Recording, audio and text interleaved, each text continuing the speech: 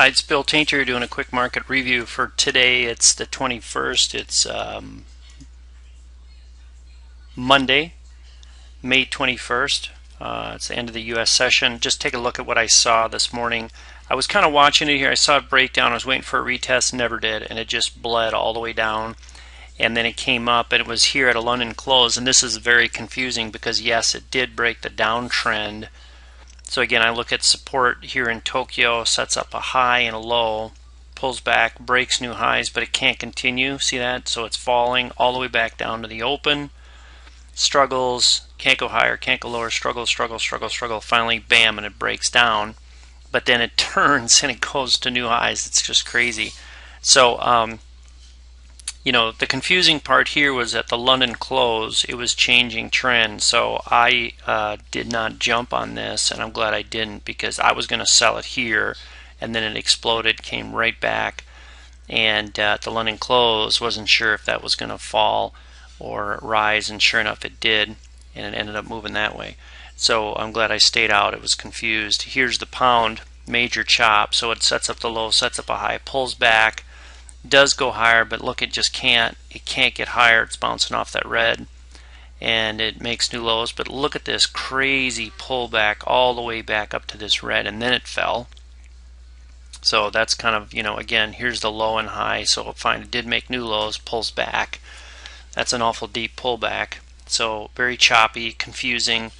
Then it breaks down to a low, comes back, doesn't respect this line, swings. Very confusing here on the market and which way it's going. Same thing, ends up higher. So again, glad I stayed out of that. It just did not make any sense today. The CAD, I'm looking at, so here's a high and a low, breaks down, pulls back, struggles.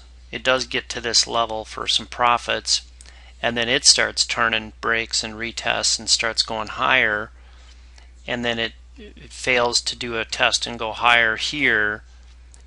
So again, caution. Sure enough, it just gets choppy and it just starts breaking through and then bleeds lower. So they're just messy.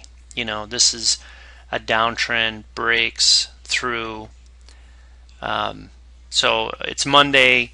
Canada had a holiday, and just very confusing and choppy. So again, draw your support, draw your resistance, watch the grids. And if it doesn't make sense, just step aside and let it go, because look for your highest probability trades. All right. So I hope that helps. Support, resistance, watch your trend lines, timing between Tokyo, London, New York, and referencing the grids and see where they go. Like this example here, right? It gets above the red, pulls back, can't go higher.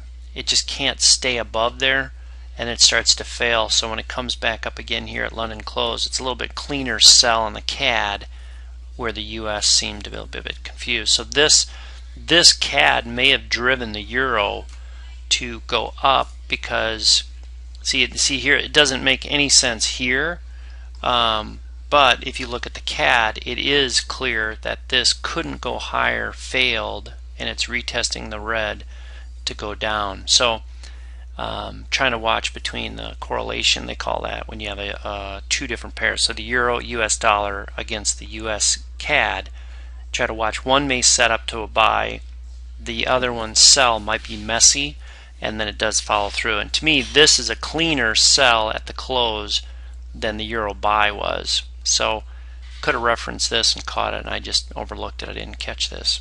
So all right, see you tomorrow.